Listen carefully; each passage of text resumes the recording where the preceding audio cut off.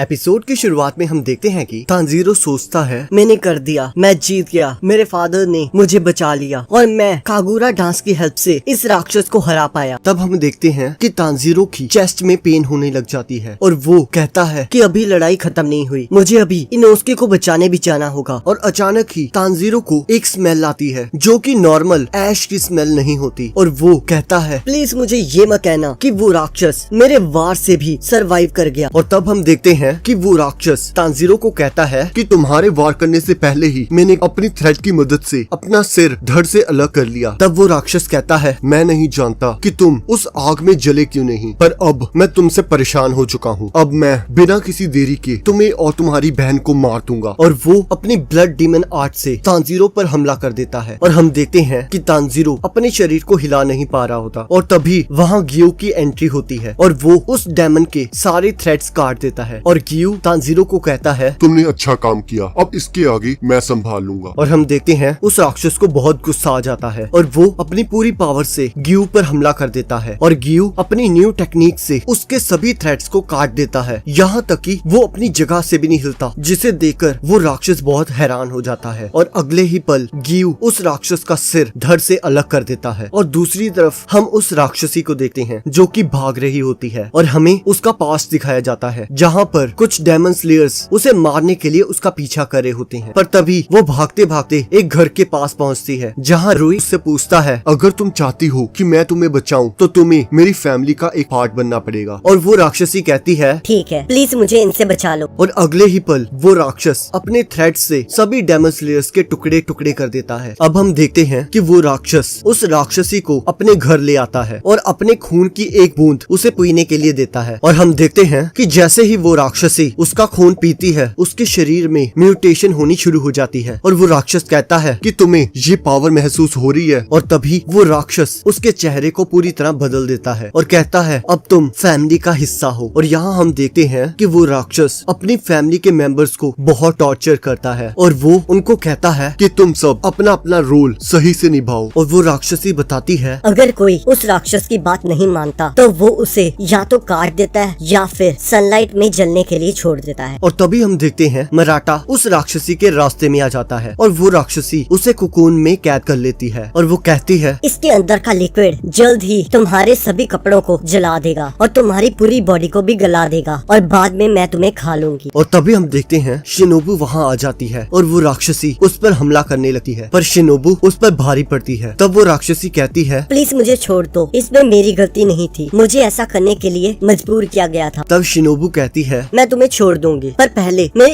एक सवाल का जवाब दो कि तुमने अब तक कितने इंसानों को मारा है। तब वो राक्षसी बताती है मैंने अब तक केवल 5 लोगों को मारा है। तब शिनोबू कहती है तुम झूठ बोल रही हो, तुमने कम से कम 80 ह्यूमंस को मारा है क्योंकि मैं जिस साइड से आ रही हूँ वहाँ मैंने बहुत सारे कोकून्स देखे हैं और तुम्हें इसके लिए सजा जरूर मिलनी चाहिए। और तब वो राक्षसी गुस्से में आकर शिनोबू पर हमला कर देती है पर शिनोबू उसके वार को काट देती है और दूसरे ही पल शिनोबू अपनी तलवार से उस राक्षसी पर हमला कर देती है। और तब हम देखते हैं कि शिनोबू की तलवार उसे बस जख्म देती है क्योंकि उसकी स्वॉर्ड के अकेले एज पर नेचुरल ब्लेड होता है। तब वो राक्षसी सोचती है ये मेरा सिर नहीं काट सकती, अब मैं इसे मार दूंगी। पर अचानक ही उस राक्षसी के दिल की धड़कन रुकनी स्टार्ट हो जाती है। तब शिनोबू बताती है कि चाहे मैं किसी राक्षस के सिर को नहीं काट सकती पर मेरे ब्लेड पर एक स्पेशल टाइप का जहर होता है जो कि किसी भी राक्षस को आसानी से खत्म कर सकता है। और हम देखते हैं कि वो राक्षसी मर जाती है और फिर शिनोबू मराठा को कुकून से बाहर निकालती है। तब मराठा कहता है कि तुमने इसे खत्म क्यों नहीं किया। तब वो बताती है कि मैंने इसे विस्टीरिया पॉइजन दिया है जिसकी वजह से ये अब मर चुकी है। तब शिनोबू कहती है कि अब उस राक्षस को ढूंढा जाए जिसने इसे ये सब करने के लिए मजबूर किया, पर मुझे लगता है कि गियो ने कहीं उसे हरा ना दिया हो। और इस ओर हम देखते हैं कि रुई के ख्याल में वो राक्षसी आती है और वो उससे पूछती है कि वो क्या है जो तुम चाहते हो। तब रुई बताता है कि मेरे पास मेरे ह्यूमन होने की कोई भी मेमोरी बाकी नहीं है। तब वो राक्षसी उससे पूछती है क्या इसीलिए तुम हमें फैमिली बनाना चाहते थे। तो वो राक्षस कहता है कि मुझे लगा कि अगर मैं इस तरह फैमिली में रहूंगा शायद मेरी मेमोरीज वापस आ जाएंगी और मुझे पता लगेगा कि रियल फैमिली का बॉन्ड क्या होता है। और इसी के साथ एपिसोड खत्म हो जाता है। अब अगले एपिसोड का लिंक आपकी स्क्रीन पर आ रहा होगा, आप उस पर क्लिक करके अगले एपिसोड को देख सकते हो।